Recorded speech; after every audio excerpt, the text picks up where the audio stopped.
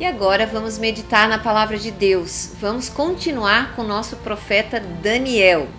Daniel, no seu capítulo 9 do livro que ele escreveu, ele fala com o Senhor a respeito da nação. Ele ora a Deus. Daniel era um homem de oração. Orava 3 vezes ao dia. E isso constantemente. E isso irritava, incomodava os governantes que estavam ali, que não eram do seu povo, né? Que levaram ele, no final das contas, à cova dos leões, né? Daniel é esse famoso que acabou na cova dos leões. Em resumo, os leões não fizeram mal nenhum contra ele. O rei o resgatou de lá e colocou lá aqueles que tramaram para jogar Daniel naquela situação, né? E Deus o livrou de forma extraordinária. Bom, mas ele no capítulo 9, ele ora a Deus. E eu quero meditar hoje com você num pequeno trecho dessa oração, que é um pouco longa, a gente não vai ter tempo aqui de ver toda, mas vamos colocar alguns tópicos da oração dele bastante interessantes. Vamos lá? Daniel capítulo 9, a partir do verso 4 até o comecinho do verso 7, que diz assim: Orei ao Senhor meu Deus, confessei e disse: Ah, Senhor, Deus grande e temível, que guardas a aliança e a misericórdia para com os que te amam e guardam os teus mandamentos. Temos pecado e cometido iniquidades, procedemos perversamente e fomos rebeldes, apartando-nos dos teus mandamentos e dos teus juízos. Não demos ouvido aos teus servos, os profetas, que em teu nome falaram aos nossos reis, nossos príncipes e nossos pais, como também a todo o povo da terra. A ti, ó Senhor, pertence a justiça, mas a nós o corar de vergonha, como hoje se vê. Meus amados, olha o teor da oração deste homem de Deus. O livro de Daniel é um livro bastante interessante e ele nos ensina que Daniel era um homem, um moço, um jovem com um espírito excelente. Ele era escravo na Babilônia e o rei de Babilônia chama ele porque ele falava a língua deles, a língua dos caldeus, e ele é chamado com mais alguns amigos para estar perto do rei, que o rei queria observar, achava que eles eram os moços que seriam úteis ao governo. E realmente ele se tornou um homem bastante poderoso, estrangeiro naquela terra, se tornou um conselheiro, um homem bastante poderoso no cativeiro. O cativeiro não pôde prender Daniel. E isso é algo assim que nos ensina, porque muitas vezes nós nos acomodamos nas nossas situações difíceis, nós nos acomodamos talvez em faltas de oportunidade, mas Daniel é aquele que nos mostra que não tem nada que pode prender o Filho de Deus. Que quando Deus tem um propósito e quando você está alinhado com o propósito de Deus, Deus realmente quebra barreiras gigantescas para te colocar no lugar que você deve estar. E ele era um homem de oração, já falei isso aqui. Mas olha o conteúdo da oração dele. Ele era um homem reto, a Bíblia diz que ele era muito reto. E ele chega nessa oração, onde ele vai orar pelo seu povo, pela sua nação, e ele se coloca como o rebelde, o pecador, ele assume o pecado do seu povo. Então, muitas vezes a nossa oração, ela é extremamente egoísta, porque nós gastamos muito do nosso já pouco, raro tempo de oração com palavras muito vãs. Tem aqueles que gastam todo o seu tempo de oração com orações repetidas, que não fazem sentido para Deus, porque são ditas como um mantra, que são jogadas ao ar como se aquelas palavras tivessem, algum poder em elas mesmas e não de um coração sincero diante do seu Deus Todo-Poderoso. E aí, aqui Daniel, então, ele começa, falando quem Deus é. E ele começa adorando a Deus, dizendo: quem é esse Deus, um Deus grande, um Deus que precisa ser temido, um Deus que guarda aliança. Esse é o nosso Deus, e é um Deus que tem misericórdia. Então ele já puxa um atributo de Deus a favor dele, né? Ele adora a Deus, mas diz: ó Deus, mas tu és misericordioso. Então eu estou aqui para confessar que nós somos pecadores, que o nosso povo foi rebelde, que o nosso povo é desobediente, nós somos assim. Nós estamos aqui, Senhor, para confessar que o Senhor tem falado, o Senhor falou pelos profetas, falou aos reis, falou aos príncipes e falou a todo o povo. Então Deus, ele é assim. Deus, ele não faz nada, diz a Bíblia, sem revelar os seus profetas, sem usar pessoas para que alertem, para que avisem, porque ninguém vai chegar no dia do julgamento perante Deus e vai poder dizer assim: ah, eu não sabia. E tinha uma Bíblia lá na sua prateleira. Quantos que tem até a sua Bíblia aberta? Para nada, como se ela fosse um amuleto. A Bíblia não é um amuleto. Ela não é para fazer bem ter aberta. Ela é para ler, para que essa palavra entre pelos nossos olhos, que são as janelas da alma, e caia no nosso coração. E dentro do nosso coração, essas palavras se tornem em atitudes práticas, em emoções contidas, práticas, que são canalizadas para cumprir o propósito de Deus.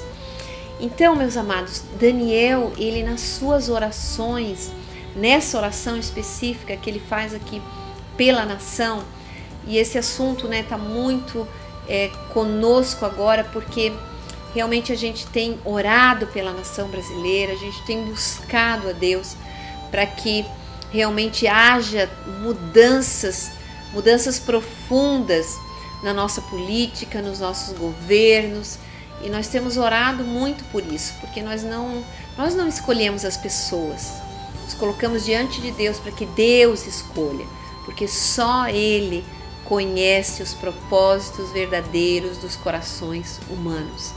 Então nós precisamos que Deus haja, e por isso nós precisamos orar e orar incessantemente pela nossa nação e pelos governantes. Bom, continuando. Daniel então fala essas coisas, ele diz: ó, não demos ouvido. Ele se humilha junto com o povo, ele reconhece, e aí ele diz: a ti, Senhor, pertence a justiça, e a nós, sabe qual é a nossa parte? Ficar vermelho de vergonha, nos envergonharmos diante do Senhor. E me parece essa oração de Daniel tão atual, que é isso que nós precisamos como povo brasileiro: corar de vergonha, porque se esses políticos estão lá fazendo o que fizeram, quem colocou ele lá fomos nós, e por isso nós precisamos nos envergonhar, precisamos nos humilhar debaixo da poderosa mão de Deus, porque não adianta ficar apontando o erro de um, de outro, ficar desejando mal para os nossos políticos, como frequentemente a gente ouve.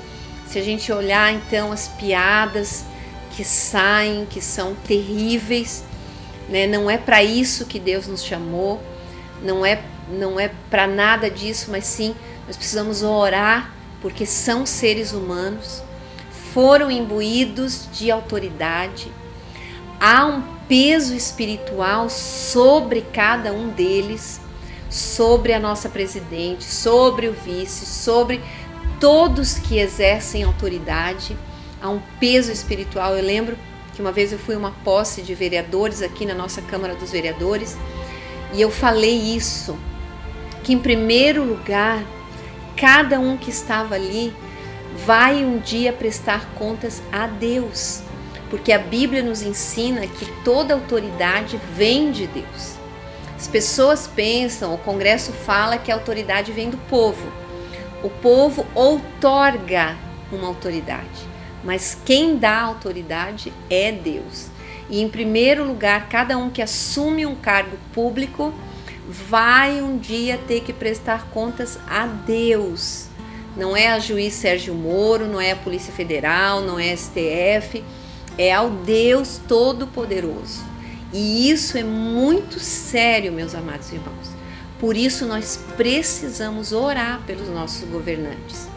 E precisamos estar alertas e atentos, porque este ano é um ano de eleições. Você vai votar, você vai incentivar pessoas a votarem. E quem vão ser os candidatos?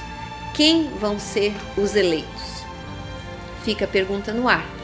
Nós precisamos olhar muito bem em quem nós vamos votar, para quem nós vamos dar o nosso voto e como vai ser conduzido esse processo político. Vai ser um ano de eleições muito especiais, porque nós estamos atentos, o povo está atento, o povo está cansado de corrupção, não quer mais, uma mudança é absolutamente necessária, mas que realmente nós possamos viver essa mudança, não pela força da opinião de alguns, mas que seja pelo poder de Deus. Por isso eu trouxe essa oração de Daniel. Existem outros profetas da Bíblia que oraram pela nação, e se a gente olhar essas orações descritas na Bíblia, elas têm mais ou menos a mesma estrutura de humilhação, de reconhecimento de pecado, de clamor pela misericórdia de Deus, de clamor pela justiça de Deus, de entender que o pecado nos leva a situações difíceis como nação, individualmente, mas coletivamente também. E a nação brasileira tem umas bases espirituais bem complicadas, é uma nação idólatra, bastante idólatra, e isso é muito sério. Isso abre brechas terríveis no mundo espiritual para que realmente demônios agem nessa área da política. É terrível, né? Você com certeza, quem circula um pouquinho no meio político, não precisa nem ir muito profundo, né, para ver assim o quanto se move de política também usando forças espirituais do mal. Então isso é muito sério, isso é muito sério. E a política está envolvida em bases da nossa sociedade, atuando, por exemplo, na educação, na saúde. Então são coisas que atingem todas as pessoas. E isso é muito sério, meus amados irmãos. Por isso eu quero trazer essa palavra para que nós estejamos orando, dobrando o nosso joelho pela nossa nação. Porque, como eu falei antes, nós gastamos muito da nossa pouca oração com palavras que não surtem efeito nenhum. Nós estamos até numa campanha de oração na igreja. Nós fizemos campanhas de oração, mas temos todos os dias da semana oração das 6h30 às 7h30 da manhã e um culto de oração nas sextas-feiras. E nesse culto agora nós estamos numa série de pregações sobre oração. E eles me desafiaram a eu estar pregando quando chegar o meu dia, falar sobre os impedimentos da oração. Então, meus amados irmãos, as nossas palavras em oração, elas às vezes são tão fora da realidade que nós vivemos. Quando são palavras de oração ditas, porque a pessoa ora Pai Nosso, sei lá, qualquer outra coisa, orações prontas, são orações. O Pai Nosso é uma oração modelo, não é para ser repetida palavra a palavra. São modelos de oração que deveriam nos levar a uma intimidade com o Pai, né? De pai e filho, que fala abertamente de todos os assuntos, que abre o coração, que está interessado no bem da família. E o Senhor nos ensina a orar. É super interessante isso, é muito gostoso, muito legal aprender a orar, porque senão se torna uma oração chata. Esses dias eu estava aconselhando um casal e eu perguntei para ele: e o filho de vocês, como é que é? Ah, todos os dias a gente ora tal oração com ele e ele acha chato. E eu disse: ele tem toda a razão, porque oração pronta todo dia a mesma coisa é chato. A criança tem toda a razão, né? Por que não fazer uma oração com o dia a dia da criança, para que ela ache realmente que a oração é uma coisa prazerosa? Mas a gente não pode ensinar aquilo que a gente não sabe, a gente não pode dar aquilo que a gente não tem. Então precisa começar conosco. E eu queria te incentivar a desenvolver, a construir uma vida de oração. Mas de oração de quem conhece o Pai para quem está orando. Né? Uma oração de quem tem fé, de quem confia, de quem sabe quem é esse Deus para quem se está orando. E não uma oração qualquer, feita de qualquer jeito, às vezes até orando. Daí às vezes a pessoa, quando vai orar, aí assume umas palavras que ela nunca fala no dia a dia, né? Não precisa ser assim formal para Deus, né? Deus não é assim. Então eu queria te incentivar a aprender sobre oração e construir uma vida de oração. E isso exige disciplina, exige, né, você ter um lugar, você ter um tempo para isso, né? Mas vale a pena.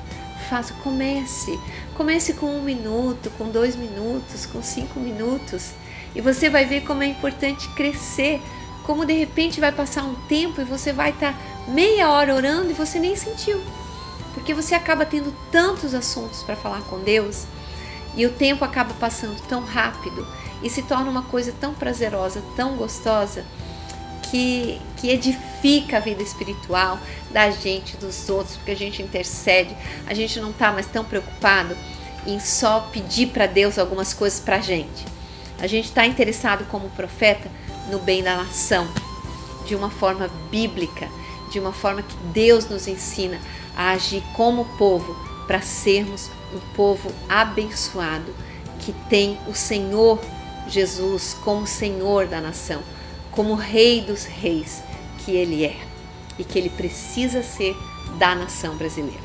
Vamos então orar e interceder juntos pela nossa nação? Deus amado, Deus querido, em nome de Jesus, nós queremos estar aqui e interceder pela nossa nação, queremos aprender com os profetas que oraram pela sua nação. Senhor, reconhecer que nós somos um povo, Senhor, que é idólatra, um povo que não cumpre o seu papel, um povo rebelde, um povo desobediente, mas ao mesmo tempo também, Senhor, somos um povo sofrido, mas somos também, por outro lado, um povo tão abençoado pelo Senhor com tantas coisas. E Deus nos perdoa porque às vezes escolhemos muito mal os nossos representantes. Deus então nos perdoa e nos faz, Senhor, mudar, sermos transformados, porque é fácil pedir a transformação do outro, mas Senhor, começa conosco, começa comigo, me transforma, me modifica, para que eu me torne melhor para a comunidade onde eu vivo, para que eu não seja uma pedra de tropeço, mas para que eu seja uma bênção. Deus, em nome de Jesus, eu quero clamar isso, Senhor, que a gente pare de ficar apontando o erro do outro, o desvio do outro, e a gente não olhe para os nossos desvios, mas, Senhor, que a gente seja humilde, para que a gente entenda que a gente também é pecador, que a gente também erra, que a gente também se engana, mas que a gente pode ser melhor quando nós colocamos os nossos parâmetros na palavra de Deus, quando nós nos deixamos ministrar pela palavra do Senhor, quando nós deixamos os nossos achismos e vemos que quem tem razão é o Senhor e nos submetemos ao seu senhorio, Deus. Ó Deus, porque muitas vezes nós somos orgulhosos, nos achamos melhores do que os outros e o nosso orgulho só nos leva para a ruína. Deus, por isso nos perdoa como povo brasileiro.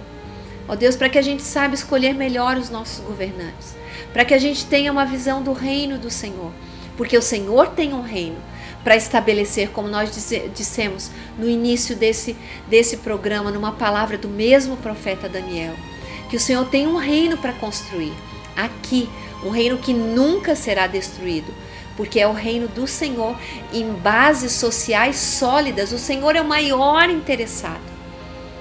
Mas muita gente quer estabelecer um reino em bases sociais, mas tirar o Senhor da parada, tirar Deus da história, aí não consegue, aí não vai. Aí vem destruição, aí as coisas não funcionam. Deus nos livra disso, Pai, e que nós possamos colocar o Senhor como base e como cobertura da nação brasileira.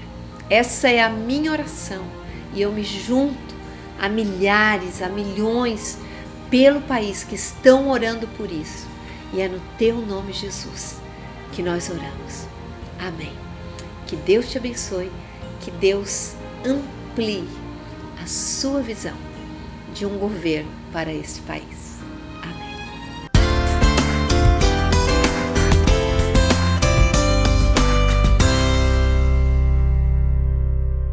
Atuando no mercado nacional e internacional, a JMB é especializada na produção de conectores. Única empresa no mundo a fabricar peças redondas que se adequam mais facilmente à madeira. Produz desde os conectores mais comuns até os mais específicos. Além disso, vem se solidificando no mercado brasileiro por atuar de forma responsável com o meio ambiente. JMB Indústria e Comércio de Conectores Limitada. Fone 48 3442 7669, Morro da Fumaça. Vem para melhor do Brasil você também.